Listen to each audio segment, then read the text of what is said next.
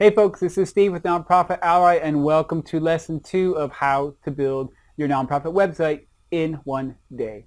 So we have WordPress installed, we have our host, we have our domain, and so now we're going to go ahead and we're going to configure the WordPress settings. When you install WordPress, it has some default settings and it's ready to go, but you can optimize that, and that's what we're going to go into. Pay special attention to permalinks, and I'll be going over that in this lesson. But permalinks are very important, and I strongly advise you to do as I advise in this lesson to ensure that your website is easy to find, not only through the search engines, but also just for people to remember. So those permalinks are important. So pay special attention to that. Enjoy this lesson. Again, it's about 10 minutes, and I'll see you at the end. Okay, folks, well, the next step after installing WordPress onto your server is to adjust the settings of your website. And the best way to explain that is simply by doing it. So that is what we're going to do.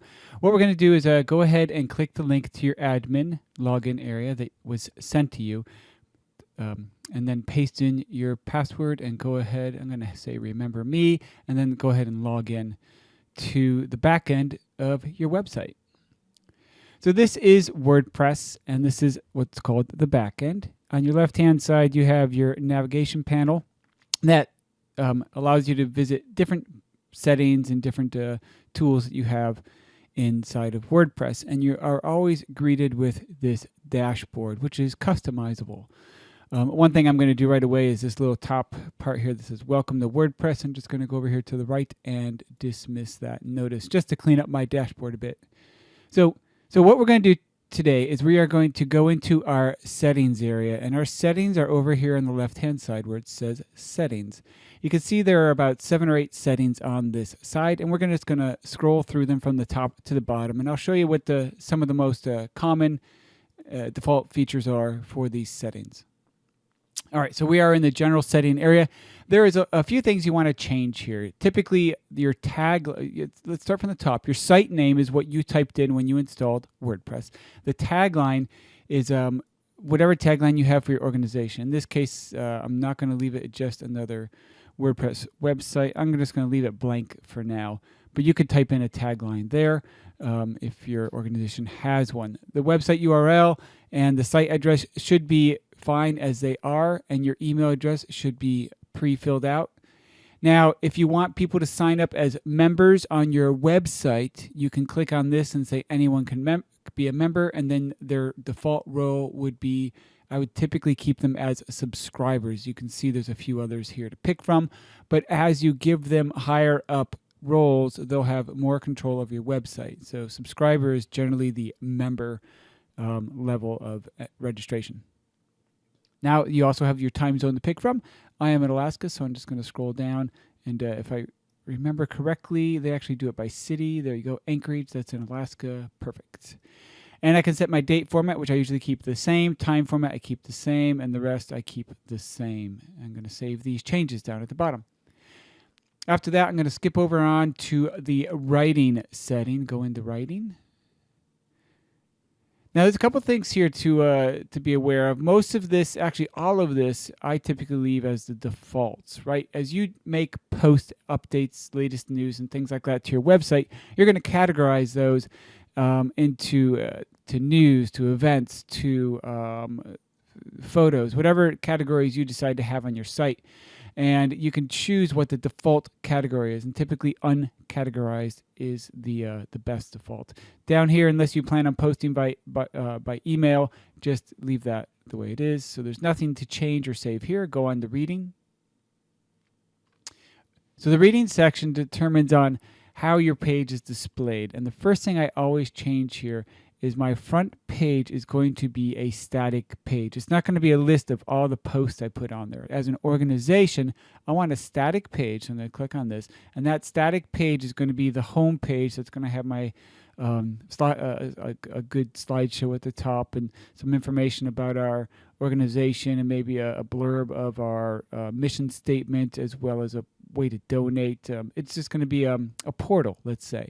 Right now, as a fresh install, there's only one page, so you'll have to select that one. So a static page, is going to be my front page, and it's just going to be, for now, the sample page. And we will go and we'll change that sample page. The rest I'm going to leave the same, so I'm going to save these changes. And the next setting down here is discussion.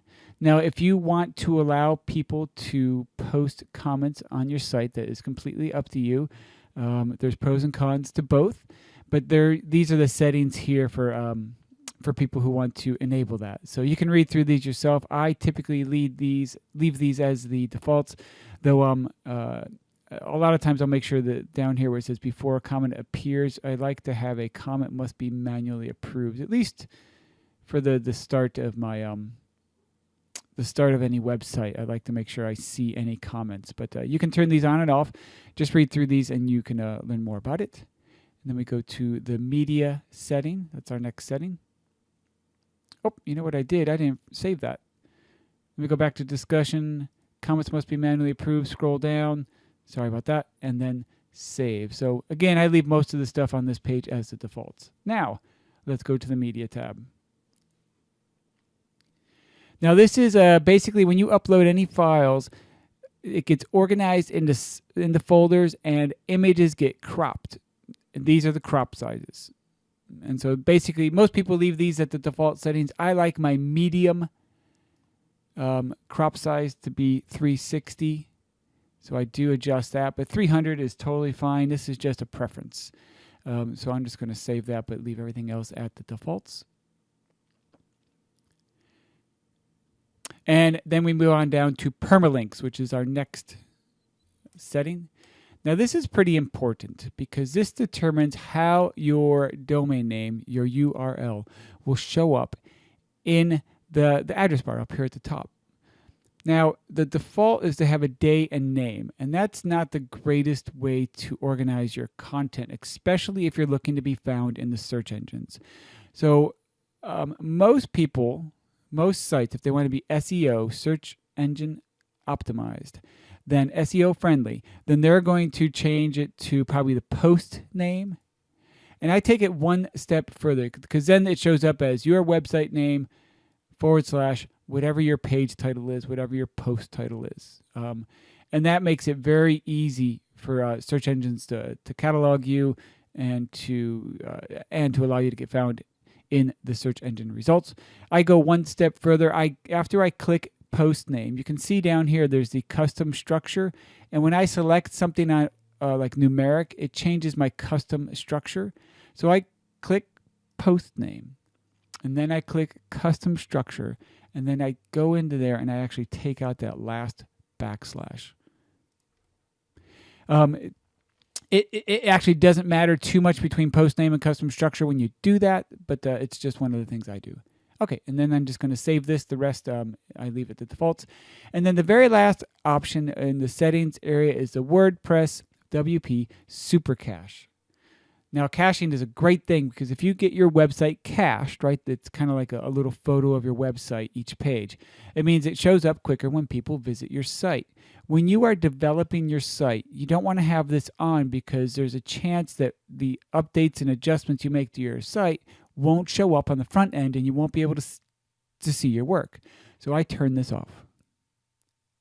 But we just have to remember at the end of when we're completed the website that we turn it back on. But right now I just turn it off and I say update status, and caching is now turned off. So those are the settings for the WordPress install that you just installed, and those are those are pretty basic. Those are default settings. We will go into some plugins and content development in the next couple lessons. So that's it for now, folks. You are on your way to having your own website for your organization. And so we'll see you in the next lesson. Thanks.